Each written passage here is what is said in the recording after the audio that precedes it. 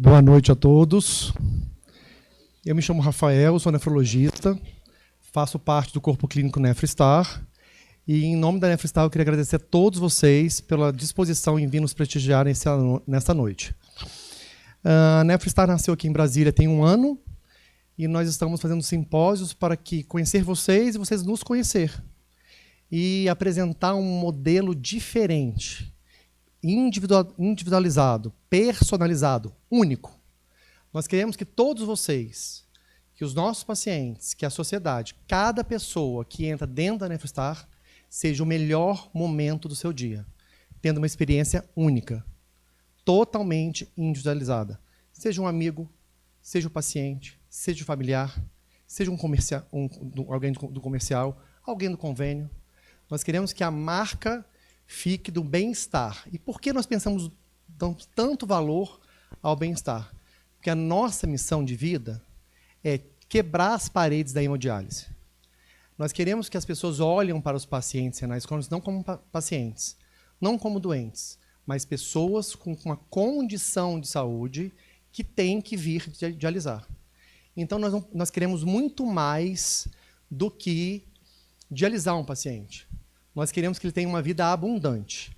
Para vocês terem uma ideia, eu vou pedir a permissão de vocês e a paciência de assistir um videozinho de 1 minuto e meio, que nós lançamos ontem, uma campanha chamada Cronicamente Fortes, para todos nós, e quando digo todos nós, eu me incluo nisso, para todos nós quebrarmos esse estigma que o paciente renal crônico está fadado a uma máquina e ao descanso da máquina. É lógico que não posso deixar de destacar que a forma com que ele é tratado dentro da NefroStar, uma clínica 100% HDF, vai permitir que ele tenha uma condição de vida melhor. Então, ele tem disposição de sair da máquina, da diálise, e viver a sua vida. Então, essa série vão ter vários episódios. Eu convido vocês a nos seguir nas redes sociais. Nós vamos divulgar lá, divulgar nas redes. E eu quero pedir para vocês que levem essa mensagem para a sociedade. Nós temos a missão de quebrar esse estigma e convencer a sociedade que essa pessoa portadora de doença renal crônica, ela não difere da outra que não tem. Ela tem uma condição de saúde que faça ela vir ao centro de diálise. E também, e por que essa nossa preocupação? Porque a Organização Mundial de Saúde divulgou que em 2040, a 5ª principal causa de mortalidade no mundo será doente renal crônico. E nós temos condições de fazer esse percurso de uma forma mais suave, fazendo com que o paciente chegue lá, ou nem chegue, com um tratamento individualizado, globalizado, personalizado e multidisciplinar. Weber, você podia, por favor, projetar o vídeo?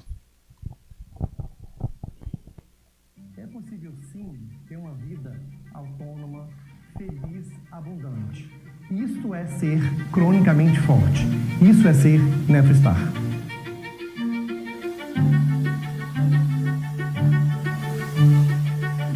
Quando a gente escuta hemodiálise ou doença renal crônica, vem em nossa mente, nossa memória, nossos sentimentos, sempre frases e comentários desagradáveis e ruins, o que não corresponde à realidade. Aqui na NefroStar, o paciente com tratamento individualizado, personalizado e em HDF, ele vai ter uma vida muito próxima do paciente que não tem doença renal crônica. Antigamente, no meu tratamento convencional, hoje em dia eu não estaria nem aqui. Eu estaria na cama, deitado, repousando, para poder conseguir descansar para o outro dia de tratamento. Com o tratamento da NefroStar, eu tenho autonomia de vida. Praticamente é como se eu não fizesse hemodiálise.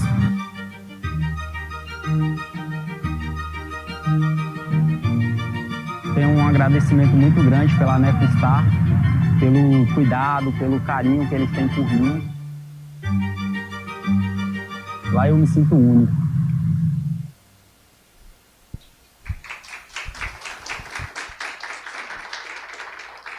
Então, o primeiro propósito é que vocês saiam daqui com essa mensagem. Vamos mudar a mentalidade que até hoje foi criada pelas nossas experiências de vida e vamos levar isso para outras pessoas. O outro objetivo é vocês nos conhecerem, né? Saber que é possível ter um tratamento tão individualizado e personalizado dentro da nossa cidade. Coisa que, quando eu fui contratado pela Nefrostar, eu não sabia que existia uma possibilidade de um tratamento tão amplo.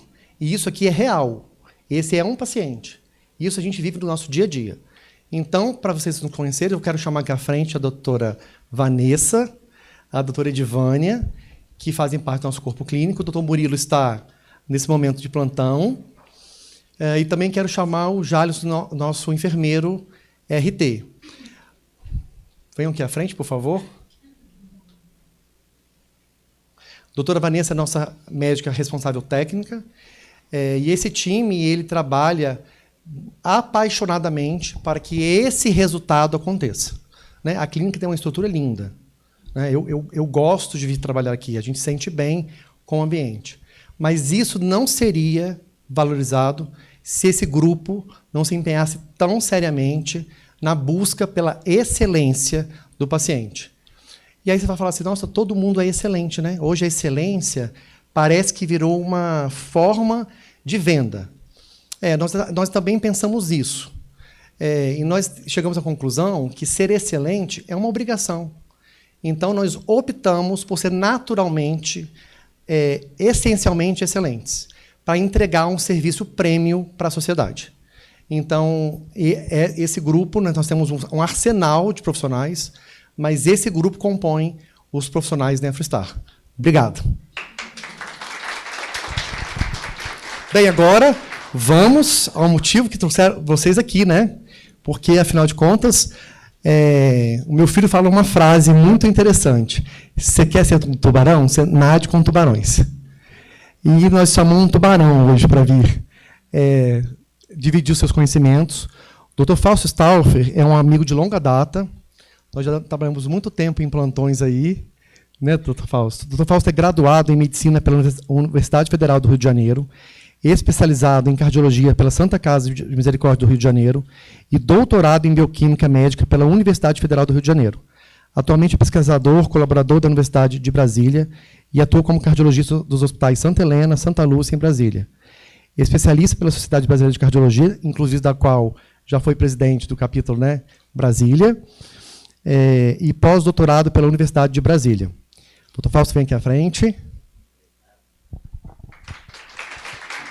Obrigado por aceitar o convite.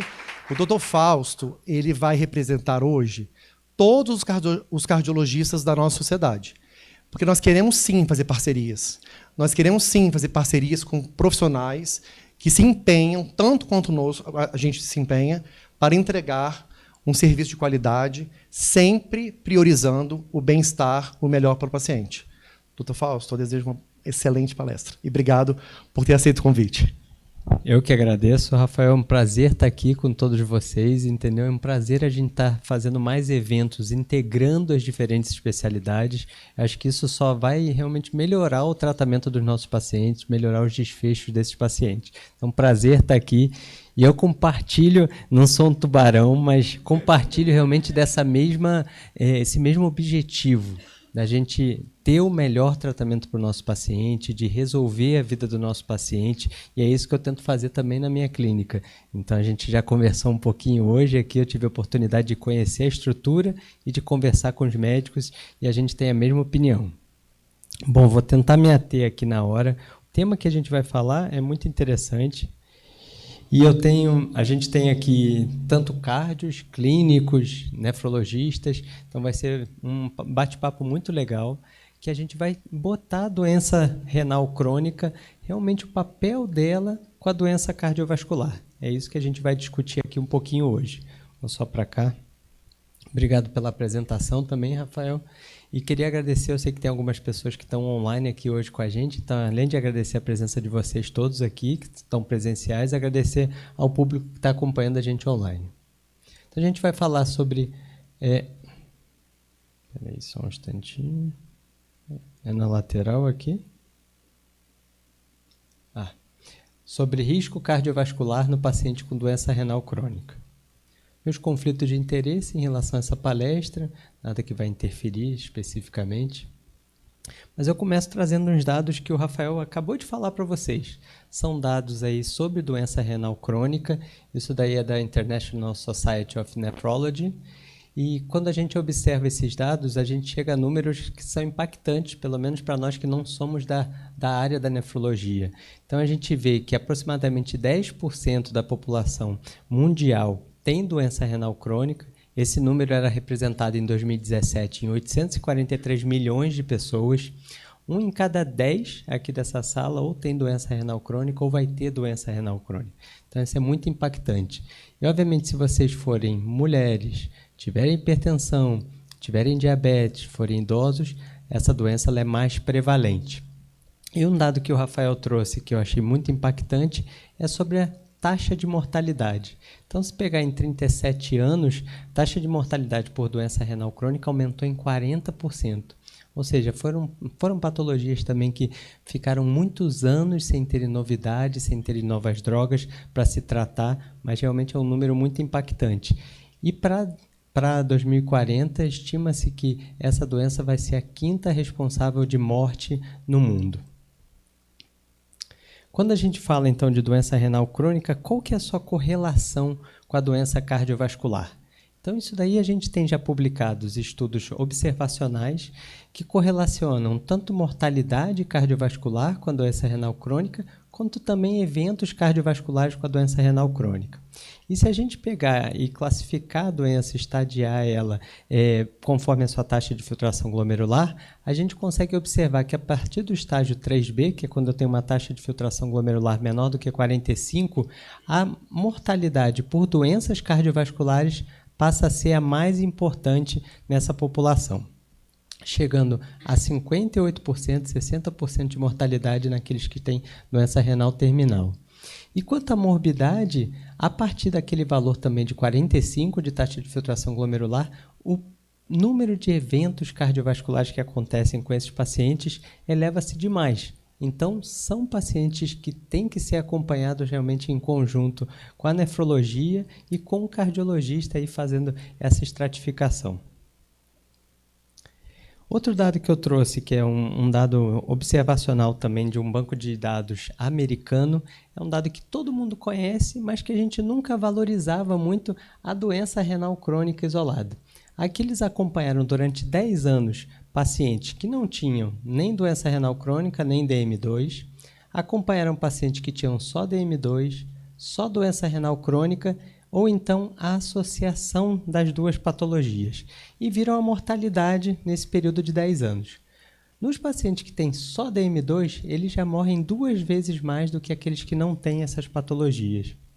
Já o paciente com doença renal crônica, ele morre 3 vezes mais.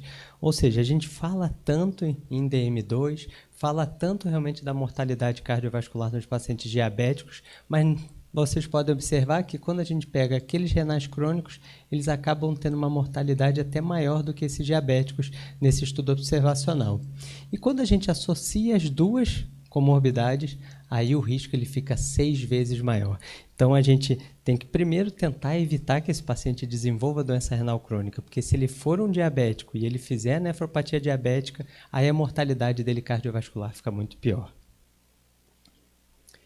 E outro dado que eu trouxe, essa é uma publicação mais recente que o KDIGO de 2024 utilizou bastante, é correlacionando de novo taxa de filtração glomerular com mortalidade e eventos cardiovasculares. E nessa o KDIGO resolveu botar esse gráfico, esse estudo, justamente porque eles querem botar um novo alvo aí para a gente prestar atenção em relação a eventos e morte cardiovascular, que é uma taxa de filtração glomerular de 60. A partir de 60 para baixo de taxa de filtração glomerular, eu aumento tanto mortalidade cardiovascular, quanto também os eventos cardiovasculares, como infarto agudo do miocárdio, AVC, insuficiência cardíaca. Então, esse nível aqui de taxa de filtração glomerular de 60, a gente tem que ter ele sempre em mente. Se o meu paciente tiver uma taxa de filtração glomerular estimada menor que 60, eu vou ter maior risco cardiovascular. A síndrome que a gente conhece bem é a síndrome cardiorrenal, Então, aqui tem colegas aí que trabalham também em hospital, a gente mesmo já trabalhou. Essa a gente já falava bastante e está bem já estabelecida. Então, a gente tem 5 tipos, né, da síndrome cardiorrenal, que depende se ela se iniciou com uma insuficiência cardíaca, ou se ela iniciou com uma doença renal crônica, ou se ela foi iniciada através de alguma doença sistêmica. Mas eu achei interessante falar dessa interdependência entre elas. Tanto a insuficiência cardíaca pode levar a doença renal, crônica ou aguda, e vice-versa. Quando a gente fala de doença renal crônica, a gente pode observar num estudo observacional também que aqueles pacientes que têm DRC, é a linha azul, versus aqueles que não têm DRC, essa em laranja, os pacientes eles desenvolvem muito mais ICFER e ICFEP. E se eu pegar aqueles pacientes que não têm doença renal crônica, mas têm insuficiência cardíaca, eles vão ter um declínio da taxa de filtração glomerular muito maior quando eu tenho insuficiência cardíaca do que aquele grupo que não tem insuficiência cardíaca. Então, mostrando essa total interdependência entre essas duas doenças e que o paciente com insuficiência cardíaca, a gente deve utilizar medicações também que tenham proteção cardiorrenal nesse perfil. E aí, falando sobre diabetes, hoje em dia a gente fala muito, eu falei na chamada para essa palestra sobre síndrome cardiorrenal metabólica. A parte metabólica da síndrome ela acaba sendo muito relacionada tanto com diabetes e obesidade. Então, são doenças que estão muito conectadas. Mas a diabetes também é uma doença muito prevalente, estima-se aí que 537 milhões de pessoas vivam com diabetes, a maioria deles com DM tipo 2, e essa população, tanto de tipo 1 e tipo 2, eles vão desenvolver doença renal da diabetes, a nefropatia diabética. 40% naqueles com DM2 e 30% nos pacientes com DM1. E o problema é o que a gente estava falando anteriormente. Quando eu faço a nefropatia diabética, eu vou ter um percentual grande desses pacientes tendo desfechos cardiovasculares negativos, tendo insuficiência cardíaca, doença arterial coronariana ou até morte cardiovascular. E 10% desses pacientes, sim, vão desenvolver a doença renal crônica, a doença renal terminal. Então, esse é um outro dado que eu quero que vocês tenham em mente. A gente pega o nosso paciente com nefropatia, ele está num estágio avançado e a gente acha que o principal problema dele vai ser ir para a hemodiálise. Mas não, 90% desses pacientes vão ter evento cardiovascular antes de ir para a hemodiálise. Esse dado é um dado antigo, todos nós já conhecemos.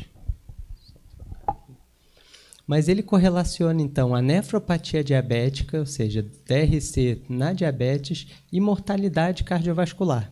E ele botou a DRC aqui como ou a queda da taxa de filtração glomerular ou então a albuminúria. A albuminúria, durante muito tempo, foi deixada de lado como fator de risco cardiovascular, mas a gente nunca deve esquecer que ela, hoje em dia, ela é mais do que recomendada, assim como a taxa de filtração glomerular. Deve ser feita em todos os nossos pacientes, com ou sem diabetes. E esse estudo mostrou que, conforme eu aumento a albuminúria ou diminuo a minha taxa de filtração glomerular, o meu risco de mortalidade por doença cardiovascular é maior. E quando eu associo as duas situações, esse risco ele chega a ser até 2 vezes maior na nefropatia diabética. E aqui é uma figurinha que eu gosto bastante, que é da correlação, então, entre doença renal, doença diabetes e a doença cardiovascular. Como a gente falou, os pacientes com diabetes, 40% deles vão acabar desenvolvendo doença renal. A doença renal, 75% dos casos em que ela é terminal nos Estados Unidos foi ocasionada pela diabetes ou pela hipertensão. Esses pacientes com diabetes, eles têm aí 1/3 deles tem doença cardiovascular estabelecida e a maioria deles morrem de doença cardiovascular. 2/3 dos pacientes diabéticos vão morrer de doença cardiovascular, enquanto na população normal esse valor é de 1/3. E a mortalidade, como a gente também já comentou, nos pacientes renais crônicos, 40% a 50% deles, quando ele tem DRC avançada, ele também morre de doença cardiovascular. Ou seja, essas condições elas estão intimamente interconectadas e a gente não pode tratá-las de forma isolada. Então, é muito importante a gente ter o nefrologista, cardiologista, o clínico geral, o geriatra, tendo isso realmente em mente para tratar essas comorbidades. E aí eu trago a figurinha que eu digo que é a figurinha central aí da minha apresentação. É a figura que foi a síndrome cardiorrenal metabólica. Ela foi descrita em novembro do ano passado e foi apresentada também no Congresso do American Heart Association. Ela foi descrita, então, como é que se correlaciona o rim, a parte metabólica e cardiovascular para a gente desenvolver as doenças cardiovasculares clinicamente, ou seja, insuficiência cardíaca, infarto, AVC, fibrilação atrial, doença arterial obstrutiva periférica. Então, como é que se dá isso? Então, se criou diversos estágios, estágios que eu vou documentar aqui para vocês, vou apresentar, em que você tem diferentes abordagens para tentar reduzir a progressão desse paciente para chegar na doença clínica. Começou com o estágio 0, esse estágio é o que eu costumo falar, que é o que a gente tem que olhar mais para ele, que tem muita gente que não conhece esse termo, que é de prevenção primordial, ou seja, eu evitar que os meus pacientes tenham fatores de risco. Então, esse é o estágio 0. Ele colocou um estágio 1, que é um estágio que a gente tem cada vez mais aprendido a tratar e a gente tem cada vez mais dado importância para isso. E que nem o Rafael falou, antigamente a gente falava do paciente obeso, mas agora não, a gente fala do paciente com obesidade. A gente tem visto muito mais a doença obesidade e a gente sabe que às vezes o meu paciente ele nem está tão obeso, mas está com sobrepeso, mas ele já tem um tecido adiposo disfuncional. Ele tem um tecido adiposo ectópico, que está no local onde ele não deveria estar, e, consequentemente, ele vai ser super pró-inflamatório e vai ser o gatilho para desencadear tanto os fatores de risco, a doença renal e a doença cardiovascular. Então, aqui nessa área, eu também já tenho que intervir nesses pacientes que estão com esse tecido adiposo ectópico, com essa doença realmente da obesidade. O estágio 2, que é um estágio que a gente vai falar bastante aqui, é sobre, então, os fatores de risco metabólicos. Aqui eles incluem a hipertensão, a hipertrigliceridemia, a diabetes e a síndrome metabólica, e aqui está incluído, obviamente, a doença hepática. A gente sempre fala que deveria se chamar síndrome cardiorrenal metabólica hepática, entendeu? Porque é muito importante a gente sempre pesquisar aí mouse nos nossos pacientes. E eu chamo a atenção que eles botaram, junto com os fatores de risco metabólicos, botaram a doença renal crônica. Então, eles pegaram aqueles pacientes que têm um moderado ou alto risco na doença renal crônica e colocaram esses pacientes no estágio 2, como se fosse um paciente diabético, um paciente realmente hipertenso. Então, para vocês verem como a doença renal crônica ela foi para um patamar muito mais elevado no nosso nível de prevenção cardiovascular. Quando a gente pega o estágio 3, ou seja, eu não tratei bem o meu doente aqui no estágio 2, não tratei esses fatores de risco todos, esse paciente ele vai ter doença aterosclerótica subclínica ou então insuficiência cardíaca subclínica. Eu faço um eco desse paciente, ele já tem sinais de insuficiência cardíaca, mas ainda não manifestou nenhum sintoma, ele ainda é um classe 1. Então, isso é o que a gente chama de estágio 3, é o estágio subclínico. E aqui eles também colocam a doença renal crônica, já num estágio mais avançado. Então, eles colocam que aqueles pacientes de muito alto risco, no estágio 4 ou 5, eles são pacientes que já estão considerados como um estágio 3. Então, praticamente são aqueles pacientes que têm maior risco para desenvolver as doenças cardiovasculares. Então, a gente vai ter que ser ainda mais intensivo no tratamento desses pacientes. As nossas metas de colesterol e de A1C vão ser mais baixas. E como é que eu sei, então, sobre os estágios? Esse mapa térmico que a gente fala aí do KDIGO, muita gente não conhece. A gente passou a conhecer muito mais depois com os inibidores da SGLT2, com os agonistas do GLP-1, porque a gente passou a falar um pouquinho. Mas é sempre bom lembrar. Então, essa é a classificação e estadiamento da doença renal crônica pelo KDIGO. O KDIGO teve uma atualização agora em 2024, então tudo que eu for falar já é dessa atualização dele, mas esse mapa térmico ele não mudou.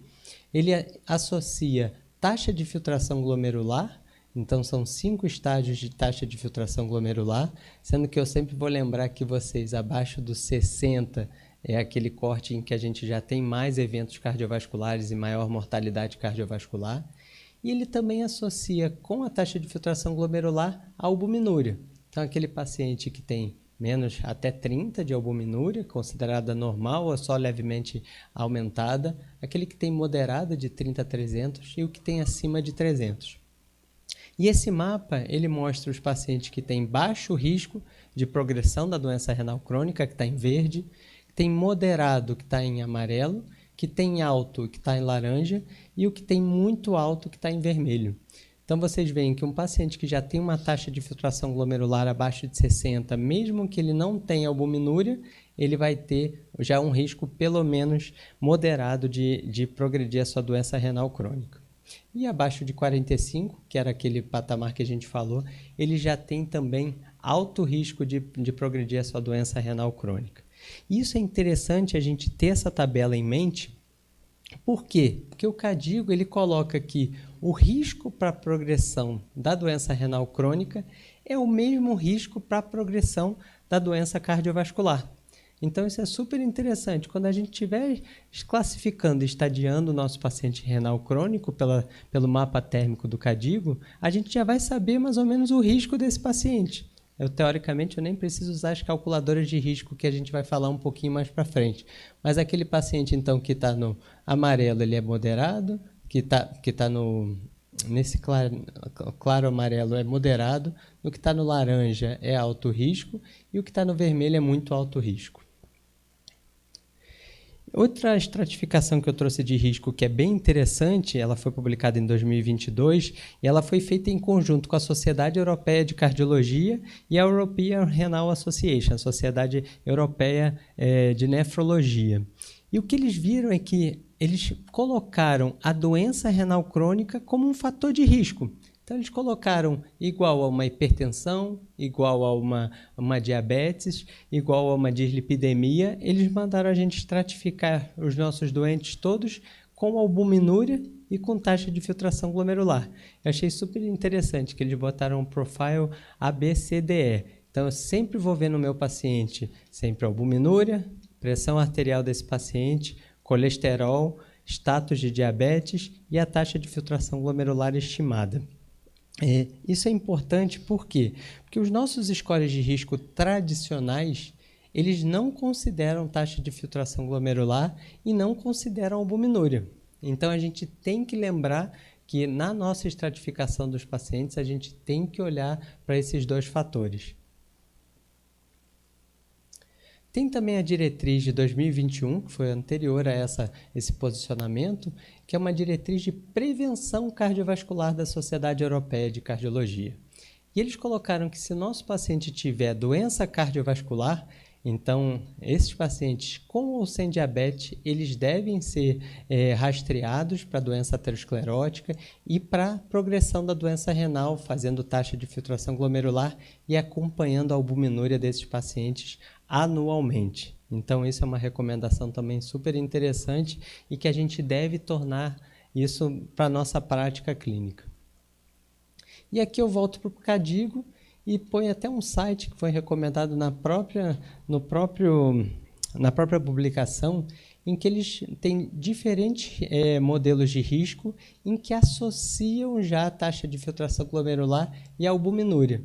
Então, por exemplo, o score 2, que a gente até tem falado bastante, que foi o score que é utilizado na última diretriz de diabetes e doença cardiovascular da Sociedade Europeia, eles já atualizaram esse score, eles chamam score 2 plus, já botando realmente a taxa de filtração glomerular e a albuminúria nesse score. Então, eu entrei lá e eu vi, é super interessante. Ele põe qual que seria o valor do score antes de incluir a taxa de filtração glomerular e a albuminúria, e depois que você inclui, você vê que o risco do seu paciente aumenta. Você consegue mudar ele de risco intermediário para alto risco e de alto para muito alto risco, dependendo da taxa de filtração glomerular e da albuminúria. Então, é muito importante a gente fazer esses scores modificados na nossa prática clínica. E como que nós vamos, então, tratar esses pacientes? Como é que eu vou diminuir a progressão da doença renal e da doença cardíaca desses pacientes? Para falar sobre isso, a gente tem que ver os estudos, o que foi publicado, o que a gente tem de evidência científica robusta para utilizar nesses pacientes. Na área de doença renal, em termos de desfecho primário renal, a gente não tinha estudos publicados antes de 2018 e por pelo menos quase 20 anos, entendeu? A gente teve estudos tanto com IECA e BRA, em paciente com nefropatia diabética ou em paciente com nefropatia sem diabetes. Mas a partir dos estudos com os inibidores da SGLT2 e os de desfecho cardiovascular, se observou nos desfechos secundários que essas drogas podiam ter um benefício renal também associado. E aí, com isso, eles passaram a desenhar estudos com desfecho primário renal. E fizeram estudos tanto para inibidores da SGLT2, quanto para agonistas do receptor do mineralocorticoide não esteroidal e para agonistas do receptor do GLP-1. E esses estudos que eu mostrei aqui, todos são com desfecho cardiovascular, tirando o desfecho renal, tirando o fígado, que é um desfecho cardiovascular, mas tem um desfecho secundário como renal. Então, eles fizeram estudos em pacientes diabéticos com a canaglifosina e doença renal crônica, com pacientes com ou sem diabetes com a dapaglifosina, também um inibidor da SGLT2, que é o dapaciquid, e com a empaglifosina, que é o empakidney, também diabéticos ou não diabéticos. Tivemos um estudo com a finerenona em pacientes diabéticos, e aí essa droga também mostrou benefício. É um antagonista do receptor mineralocorticoide não esteroidal, mas seletivo. Então, a gente não tem aqueles efeitos que a gente tem com a espironolactona e com a eplerenona, ou pelo menos tem numa quantidade de desenvolvimento muito menor em termos de ginecomastia, de hipercalemia. E a gente tem agora o recém-publicado, essa publicação é agora do final de maio, do estudo FLOW, que é com a semaglutida, um agonista do receptor do GLP-1, em pacientes com diabetes. Então, eu vou passar de forma rápida todos esses estudos para a gente chegar num consenso final de como que a gente vai tratar aquele nosso paciente no estágio 2 e estágio 3 da CKM Syndrome. Então, sobre os inibidores da SGLT2, como eu falei anteriormente, a gente teve primeiro a publicação dos desfechos cardiovasculares como desfecho primário, que era o clássico Triple Point MACE, de morte cardiovascular, AVC ou infarto não fatal, e o DECLARE, que teve um desfecho primário duplo, que utilizou também um desfecho de morte cardiovascular com hospitalização por insuficiência cardíaca. E esses estudos eles foram todos positivos. Então, a gente teve uma redução de 14% com a empaglifosina e com a canaglifosina. No desfecho primário duplo combinado de morte cardiovascular e hospitalização por insuficiência cardíaca, a gente teve uma redução de 17%. E quando a gente pegou só a hospitalização por insuficiência cardíaca, uma redução de 27% com a dapaglifosina. Esse slide aqui ele não botou o desfecho primário, botou uma análise de hospitalização por insuficiência cardíaca. Mas também foi um estudo positivo quando a gente pegava realmente o desfecho combinado primário de morte cardiovascular e hospitalização por insuficiência cardíaca. E aí, com base disso, eles analisaram os desfechos secundários renais. Em todas essas drogas, os desfechos secundários também foram positivos. E aí, por isso que eles resolveram fazer, então, os estudos que se seguiram. Foram estudos com inibidores da SGLT2 e desfecho renal. O CREDENCE foi o primeiro a ser publicado.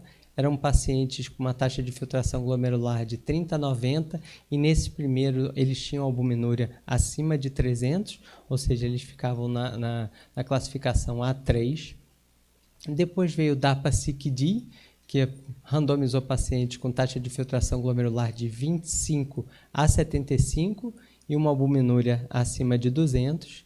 E depois tivemos o empakidney com a empaglifosina, que randomizou pacientes com uma taxa de filtração glomerular mais baixa sem albuminúria ou com uma taxa de filtração glomerular mais alta com albuminúria.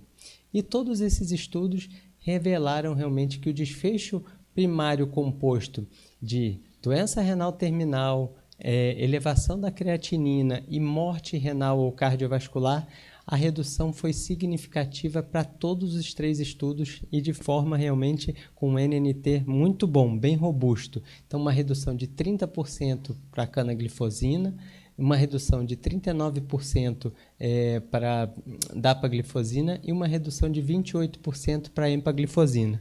Lembrando que o estudo Credence foi só com pacientes diabéticos, já os outros 2 estudos tinham pacientes diabéticos ou não, e o benefício da droga, ela interfere se esse paciente tem ou não diabetes, ou seja, é um fator que não mudou o resultado do estudo.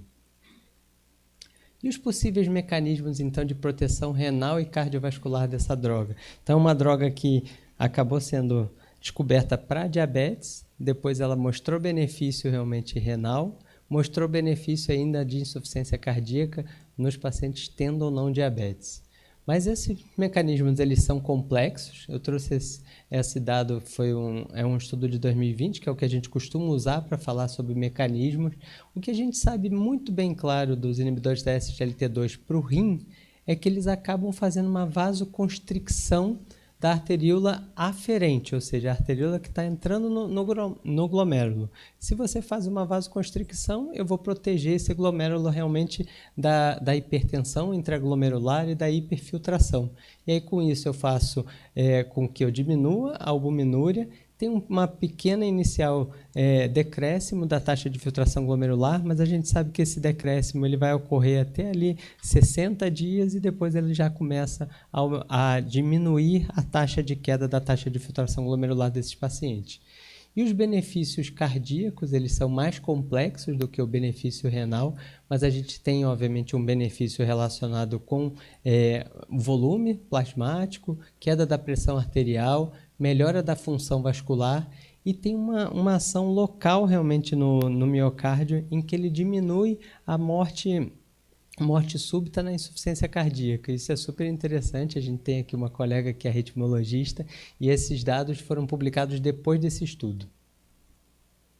Falando sobre a finerenona, então, esse antagonista do receptor mineralocorticoide não esteroidal e seletivo, foram os 2 estudos, o Fidelio e o Fígaro, foram estudos que tinham desfecho renal como primário no Fidelio e como secundário no Fígaro, e o desfecho cardiovascular que ele trocava, ele ficava secundário no Fidelio e ficava primário no Fígaro. Isso foi interessante porque a população que foi estudada nos 2 estudos eram populações diferentes em termos de taxa de filtração glomerular e também de albuminúria. Então, vocês podem observar aqui, se eu pegar os dados combinados dos 2 estudos, eu vou ter praticamente, eu pego o paciente realmente com taxa de filtração glomerular ali menor do que 75 e pego realmente todos esses pacientes com albuminúria. Todos tinham que ter pelo menos uma albuminúria acima de 30, mas eu aumento a amostra do meu estudo. Isso foi super interessante para a gente ver o efeito então da finerenona 10 ou 20 mg, conforme tolerância do paciente. A gente tinha um protocolo realmente de ver a cada 4 semanas o nível de potássio desse paciente para progredir ou não a dose da finerenona. Isso é super importante, mas ficamos na análise combinada com um número de 13 mil pacientes, ou seja, ficou bem robusto para a gente analisar os dados cardiovasculares e os dados renais da finerenona nos pacientes com diabetes. E o que se observou, eu sei que esse slide aqui está super poluído, mas eu vou pedir para vocês olharem aqui a primeira linha, desfecho cardiovascular composto nesses pacientes que utilizaram a finerenona. Então, a gente teve uma redução de 14% com um P altamente significativo. Já quando a gente pega o desfecho renal composto, a gente tem uma redução aí de 23% com o uso da finerenona nesses pacientes com diabetes. Então, uma droga que mostrou benefício tanto renal como cardiovascular.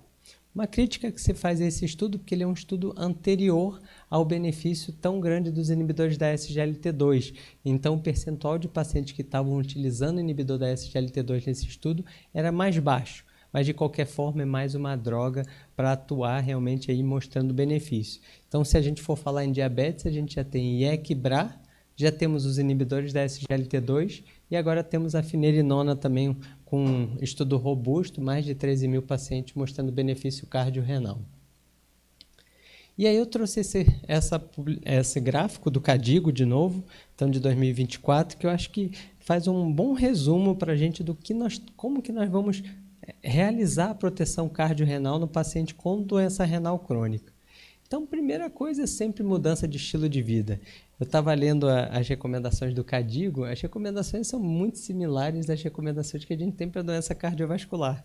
Então, esses pacientes eles têm que fazer também 150 minutos de atividade física moderada por semana, da mesma forma que a gente recomenda. Tem que controlar o peso, tem que parar de fumar e tem que ter uma dieta realmente saudável aí também. E quando a gente fala de dieta, estava até lendo a dieta com pobre em potássio, né, que a gente acaba recomendando muito para os pacientes renais crônicos, é uma dieta que ela não é a dieta recomendada para benefício cardiovascular. Então, por isso que a gente depois até vai falar aqui de uma droga que ajuda no controle de potássio nesses pacientes. Mas em termos de medicação especificamente, o gráfico ele mostra bem direitinho no que o remédio atua. Então, aqui benefício cardíaco, coração, benefício renal e aqui benefício de diabetes. Quando tem o aparelhinho de pressão, benefício em termos pressóricos. E eles colocam como primeira linha de tratamento os inibidores da SGLT2 para todos esses pacientes. Então, é uma droga que tem que fazer parte da prescrição dos nossos pacientes. E colocam também o uso de ECA ou BRA naqueles pacientes para a gente controlar a hipertensão arterial. Tem que ser usado tanto para proteção cardíaca quanto para proteção renal também. E outra coisa que a gente não pode esquecer é que esses pacientes eles devem já ser indicados a terapia com estatina. E, obviamente, a indicação do valor de LDL que a gente deve atingir nesse paciente, se ele for moderado, um LDL menor que 100, se ele for de alto risco, um LDL menor que 70, e se ele for de muito alto risco, um LDL menor do que 55. Isso é recomendação europeia. A nossa recomendação brasileira ela até coloca um LDL menor que 50. Então, isso é super interessante. Já as terapias que são específicas para complicações, eles colocam aqui, se o paciente for diabético, a gente tem que controlar de forma adequada a A1C desse paciente e utilizar agonistas do receptor do GLP-1. A gente vai ver por que eles colocam como segunda linha no paciente doente renal crônico para utilizar agonistas do receptor do GLP-1. E naqueles pacientes que são diabéticos, utilizar ainda também a finerenona, né, um agonista do receptor mineralocorticoide não esteroidal. E eu achei interessante que eles colocam também aqui sobre terapia antiplaquetária nos pacientes renais crônicos, que era uma coisa que a gente vê muitas vezes o colega tirando o antiagregante plaquetário no paciente renal crônico, mas é o contrário, a diretriz ela fala das indicações que tem que ser feito o uso. E associação de ezetimiba e de inibidores da PCSK9 também naqueles que não atingem os níveis adequados. A gente tem inclusive estudos em doentes renais crônicos com a simvastatina associada a ezetimiba, mostrando benefício do ponto de vista cardiovascular. E aí, falando sobre os agonistas do receptor do GLP-1, eu trouxe de novo os estudos de desfecho cardiovascular. Desses foram os estudos que a gente conhece bem, o LEADER, o SUSTAIN, o REWIND, então com dulaglutida, com semaglutida, com liraglutida. Esses estudos todos de desfecho cardiovascular, eles foram feitos uma meta-análise que foi publicada pelo Sattar no Lancet, e essa meta-análise eu recomendo para todo mundo que gosta da classe ler sobre ela, porque ela faz um resumão de tudo que a gente tem de estudos dessa classe. E aí, pegando especificamente só os desfechos secundários, que era o desfecho renal composto, ou realmente aí, aqui especificamente falando de albuminúria, e aqui falando de queda de taxa de filtração glomerular. O que se pode observar é que essas drogas elas têm uma tendência a diminuir a albuminúria do meu paciente, e diminuindo a albuminúria, a gente já sabe que é um marcador de doença cardíaca e doença renal, então, teoricamente, eu vou estar melhorando esses desfechos. E quanto à taxa de filtração glomerular, só o estudo realmente com a dulaglutida mostrou uma redução significativa, aí, uma redução de 30%, mas a classe, no geral, também parece reduzir a taxa de filtração glomerular, melhorar a taxa de filtração glomerular desses pacientes. Então, pensando nisso, foi desenhado o estudo FLOW. O estudo FLOW ele foi um estudo para desfecho também renal em pacientes que tinham diabetes mellitus tipo 2. Foram 3.534 pacientes que foram randomizados para receber 1 mg de semaglutida ou placebo.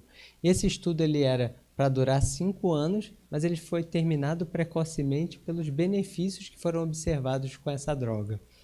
E aí o que se observou nesse estudo? Só lembrando aqui que os participantes eles tinham uma taxa de filtração glomerular de 50 a 75, uma albuminúria acima de 300 nesses pacientes, e naqueles que tinham uma taxa de filtração glomerular mais baixa, uma albuminúria acima de 100.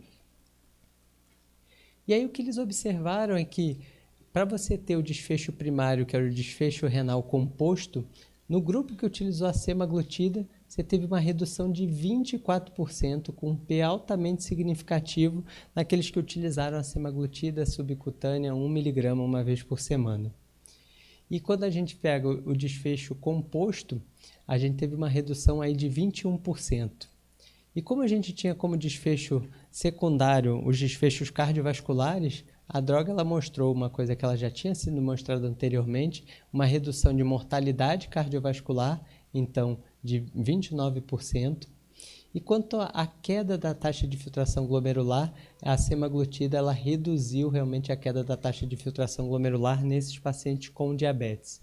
Então, num perfil de paciente com doença renal crônica e diabetes, se eu utilizar a semaglutida subcutânea, eu vou ter benefício do ponto de vista renal e vou ter benefício também do ponto de vista cardiovascular nesse perfil de paciente. E aí eu trouxe então a recomendação da Sociedade Europeia para Proteção Cardiovascular nos pacientes com DRC e diabetes, aquela que a gente falou de 2023 que foi publicada. Eles colocam lá, nesses pacientes, a gente para reduzir risco cardiovascular tem que usar estatina, como a gente já comentou, com aqueles limites que eu conversei com vocês, dependendo do risco do paciente. E para reduzir o risco de falência renal, usar um IE com um BRA para esses pacientes. E para reduzir os dois riscos especificamente, controlar bem a pressão do meu paciente, utilizar a finerenona, então a gente teve os dados do Fidelis e do Figaro, e utilizar o inibidor da SGLT2. A gente tem o Credence, tem o EMPA-renal e tem o DAPA-CIC-D. E eles já botavam aqui, se você for fazer um controle adicional de glicose, usar um agonista do receptor do GLP-1, já que eles têm benefício cardiovascular. Provavelmente agora nessa próxima atualização que nós vamos ter, eles vão puxar os agonistas do receptor do GLP-1 já aqui como um classe 1, já que a gente tem um estudo robusto com uma amostragem realmente boa que mostrou benefício renal e cardiovascular. Então a gente já pode falar agora em 4 pilares da proteção cardiorrenal em pacientes com DRC e DM2. Então a gente tem o bloqueio do sistema RAS, os inibidores da SGLT2, os antagonistas do receptor mineralocorticoide não esteroidal e os agonistas do receptor do GLP-1. Então, com todos os estudos específicos que mostraram esses benefícios. Então, acho que de mensagens principais que eu tenho para trazer para vocês é que a gente deve utilizar a taxa de filtração glomerular e a albuminúria para estratificar o risco cardíaco desses nossos pacientes. Então, a gente vai estratificar aí. Se ele tiver uma taxa de filtração glomerular de 60 e uma albuminúria de 30, ele já tem alto risco. E se ele tiver uma albuminúria menor que 30 e uma taxa menor que 60, ele já é moderado risco. Então, são pacientes que a gente vai ter que tratar de forma intensiva. Existe uma correlação importante entre doença renal crônica e doença cardiovascular, uma interdependência entre elas. Todos os pacientes com DRC têm que ser estratificados para doença cardiovascular, tendo eles diabetes ou não. Como estratificar? Eu acho que o ABCDE deve estar na nossa mente sempre, então lembrar de que nem pressão arterial, colesterol e A1C do nosso paciente, a gente deve ter albuminúria e taxa de filtração glomerular, mas aqueles scores de risco, que eu, pessoalmente, não tenho isso na minha prática clínica, eu acabo utilizando muito os scores tradicionais, mas a gente deve cada vez mais passar para reestratificar esses nossos pacientes e intensificar tratamento. Diabetes mellitus e hipertensão são as principais causas de doença renal terminal e que 40% dos nossos pacientes diabéticos vão desenvolver nefropatia diabética. Então, se eu puder utilizar drogas que diminuem a progressão da doença renal, eu devo utilizar nesse perfil de paciente. A gente deve tentar ao máximo otimizar e usar todas as drogas em conjunto. Isso é uma pergunta que com certeza vocês vão me fazer, qual a ordem de colocar. A gente pode discutir sobre a questão da queda da taxa de filtração glomerular que ocorre inicial, quando a gente usa IECA, BRA, com inibidor da SGLT2. Mas todas as drogas a gente deve utilizar em conjunto. Acompanhar a taxa de filtração glomerular e microalbuminúria em todos os pacientes. Lembrar que a doença renal crônica ela é estágio 2 da síndrome cardiorrenal. Então, ela está igual no mesmo patamar que hipertensão, dislipidemia e diabetes. E utilizar de forma precoce todas as medicações. Então, IEC, BRA, inibidor da SGLT2, finerenona e agonista do receptor do GLP-1. E aí eu queria aqui agradecer também o pessoal da Astra e vou botar aqui uma informação que é nova, que eu acho que algumas pessoas não sabem, mas que a dapaglifosina, que já está na farmácia popular e que já faz parte, aí, já foi aprovada pela Conitec para dispensação gratuita no SUS, naqueles pacientes com doença cardiovascular estabelecida e que já estavam em tratamento para diabetes. Isso era o que a gente já tinha para aqueles pacientes acima de 65 anos, mas agora foi expandido realmente os critérios para pacientes acima de 40 anos. Então, isso não é na farmácia popular normal, isso é pelo LME, então pela farmácia de alto custo mesmo. E aí eu queria agradecer aí de novo a presença de todos, a atenção aí de todos, agradecer ao pessoal realmente da Nefrostar aí pela oportunidade de estar aqui e agradecer ao pessoal também da AstraZeneca aqui por estar junto com a gente em mais um evento científico. Obrigado mesmo.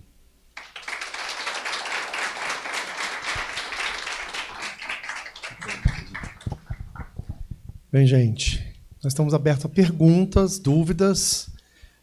Fiquem bem à vontade, né? Vocês estão em casa e vamos aproveitar o Fausto para a gente tirar as dúvidas aí da prática clínica.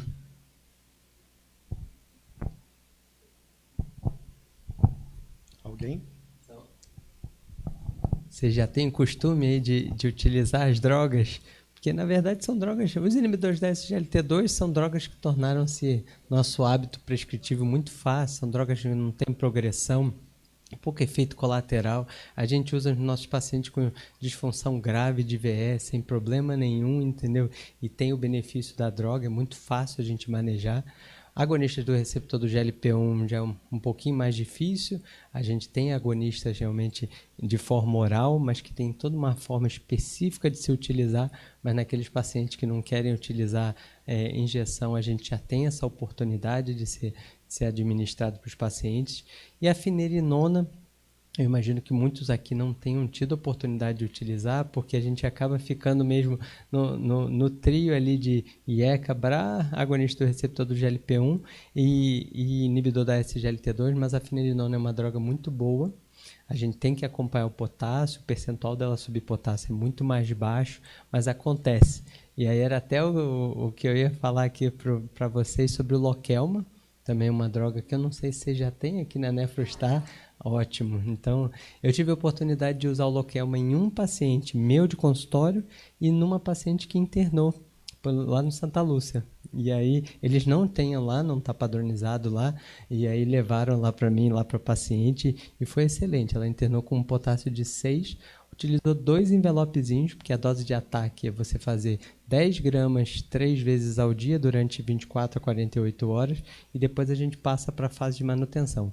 Ela tomou 2 envelopes, refez a dosagem de potássio com 4 horas e o potássio realmente já estava dentro do limite de normalidade, já estava em 5, né? Então, que é um potássio que a gente tolera muito bem para quem chegou com potássio de 6 inicialmente. Então, é uma droga muito boa. Mas então a finerenona, o único cuidado que a gente tem acaba sendo mesmo o potássio, mas é uma droga fácil também de utilizar e a gente deve sempre tentar progredir para 20 miligramas para ter o benefício maior da medicação. Desculpa, tinha uma pergunta aqui.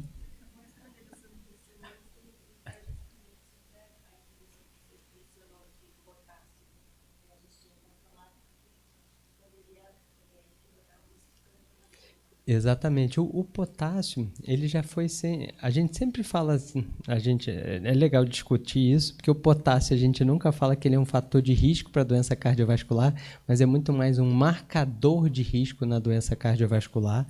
E aqueles pacientes que têm hipercalemia, eles acabam morrendo mais. Tem aquela clássica curva em U do potássio, né? Então, se eu tenho hipocalemia, eu vou ter maior mortalidade, e se eu tenho hipercalemia, eu também tenho maior mortalidade. E é interessante que essa curva em U, ela vai subindo conforme eu ponho comorbidade.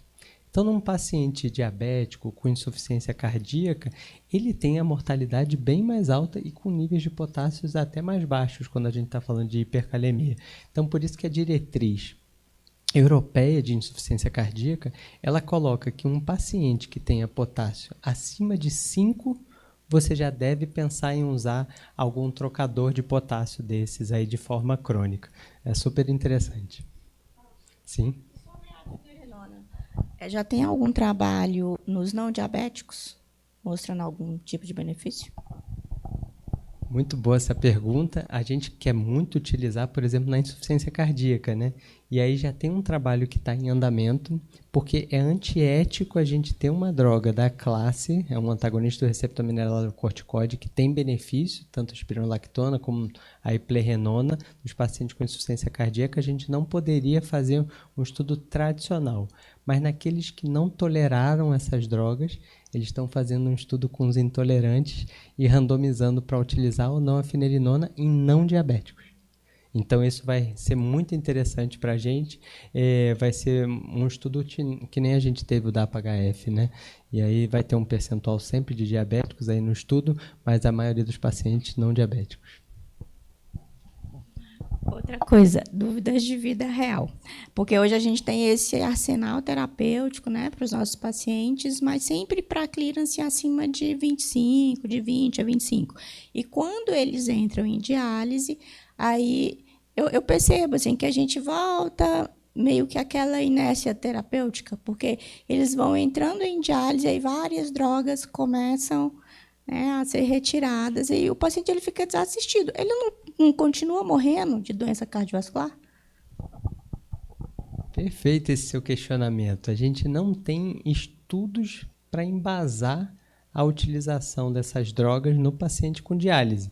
Inclusive, assim, por mais que a gente coloque o corte 20 ou 25 de taxa de filtração glomerular para iniciar essas drogas, quando o meu paciente ele tem uma queda de taxa de filtração glomerular, não é para eu tirar as drogas, até ele entrar em hemodiálise.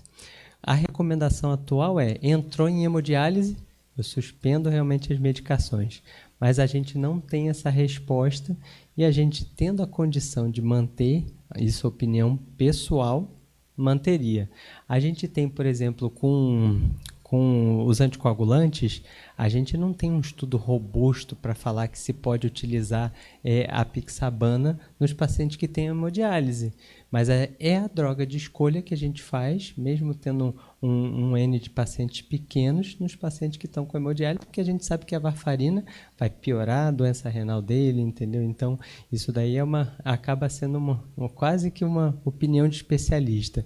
Quem sabe no futuro a gente não vai ter alguma discussão sobre isso nos guidelines, mas por enquanto comece acima de 20 ou 25, dependendo do caso, e aí se tiver realmente queda de taxa de filtração glomerular, não tire as drogas, mantenha as medicações, e se ele entrar em hemodiálise, aí teoricamente teria que suspender, mas mantendo pelo menos todos os outros fatores de risco.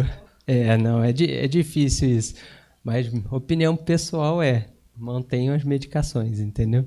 Porque elas, apesar de, por exemplo, o inibidor da SGLT2, a gente brigava muito com os endócrinos no início, né? Eles falavam, não adianta usar com taxa de filtração menor do que 45, porque a droga ela perde o efeito de glicosúria. Mas ela está tendo os efeitos todos lá, cardiovasculares, renais, entendeu? No nosso organismo. E a gente brigou tanto para utilizar e hoje em dia elas são recomendadas a partir de 20 ou 25.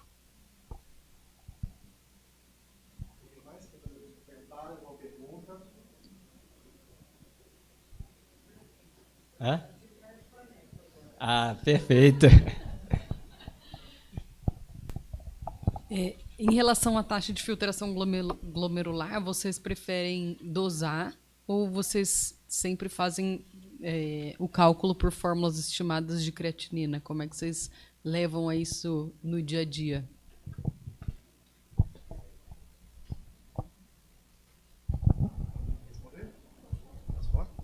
Então, o paciente, quando ele está iniciando o tratamento com a gente colhe a urina de 24 horas, né? E a gente basicamente colhe nesse momento. O Cadico tem orientado a associação de medidas, né? E acrescentando a cistatina C nessa medida. Então, sim, a gente usa a fórmula tradicional, mas o guideline orienta a gente usar o MDRD e secretária, exatamente.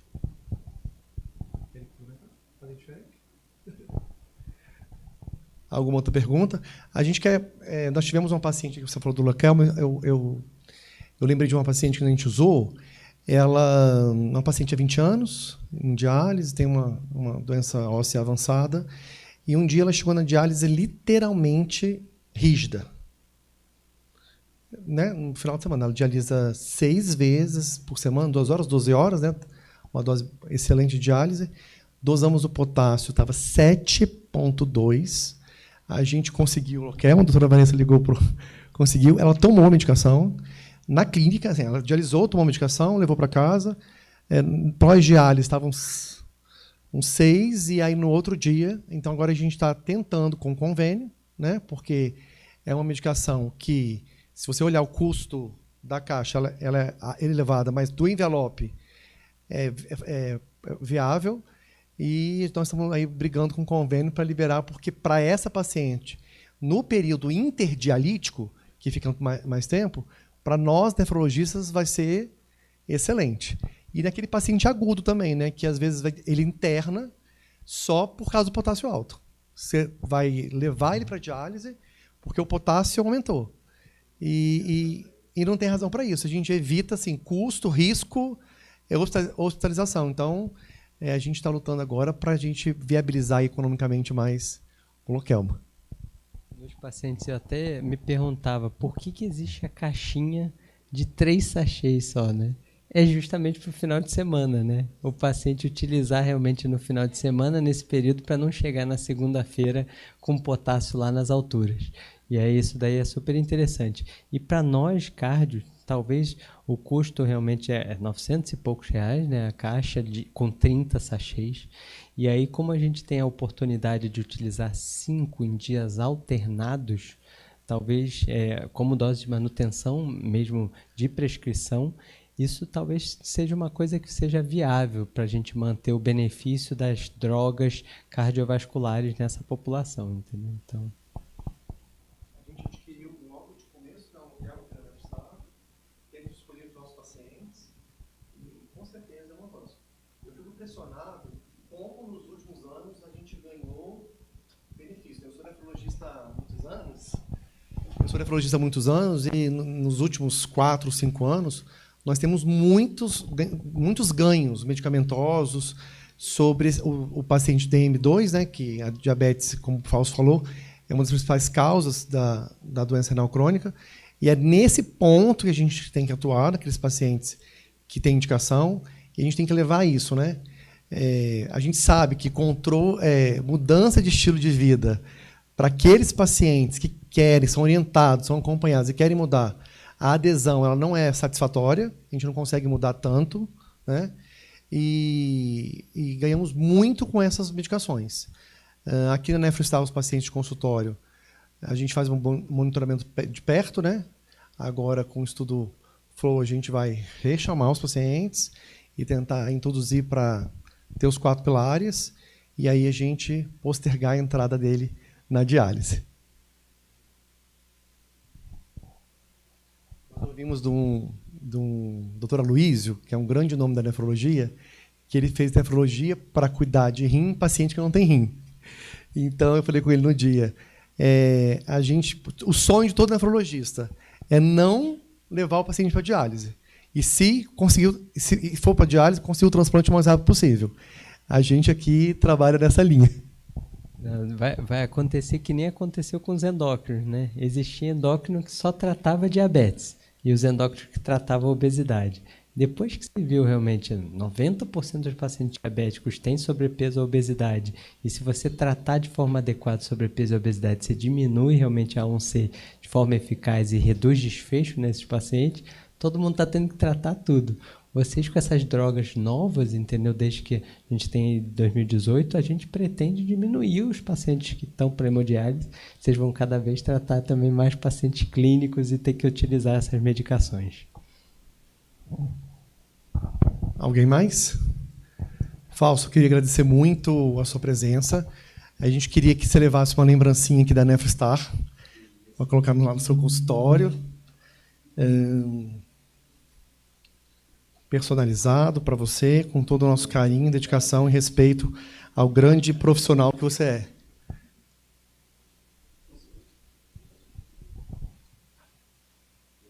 Muito obrigado. Queria agradecer o carinho de vocês também e a oportunidade de estar aqui conversando com os colegas, entendeu? Com todos que estiveram aqui hoje. Obrigado. Eu que agradeço, viu? Gente, então a gente encerra o segundo simpósio Nefrostar. Terão outros, e eles já estão programados, bem desenhados, e a gente conta com a presença de vocês nos próximos, viu? Tenham uma boa noite e façam da Nefrostar a casa de vocês. Se quiserem tomar um café, bater um papo, tirar uma dúvida, conhecer esse jeito novo, diferente, mas que vai ser, eu creio que esse modo de trabalhar da Nefrostar vai ser a rotina daqui a pouco de todo mundo. Tá certo? Obrigado por tudo. Quero agradecer ao Rubens pelo apoio, pela parceria da AstraZeneca e a vocês todos aí da equipe de apoio que nos ajudou para esse evento. Obrigado, boa noite.